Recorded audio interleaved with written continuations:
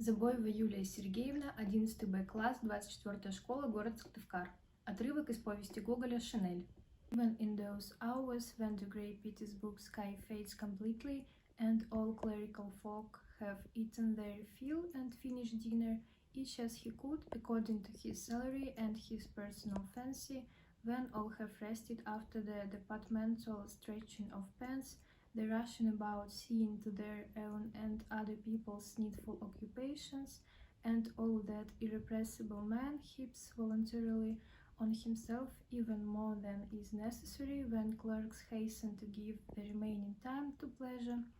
the more ambitious rushing to the theatre, another going out to devote it to gazing at silly heads, another to a party to spend it paying compliments to some pretty girl, the star of a small clerical circle, still another, and this happens most often, simply going to his own kind to some fourth or third floor,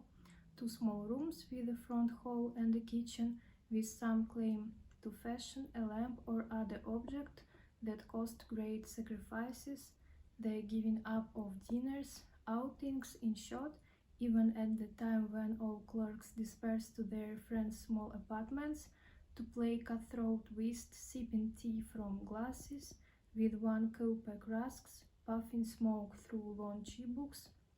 repeating while the cards are being dealt some gossip blown over from high society, something a Russian man can never give up under any circumstances, or when there is nothing to talk about, retailing to eternal joke about the commandant who was brought word that the horse of Falconet's monument had had its tail docked. In short, even when everything strives for diversion, Akaki Akakevich didn't give himself up to any diversion.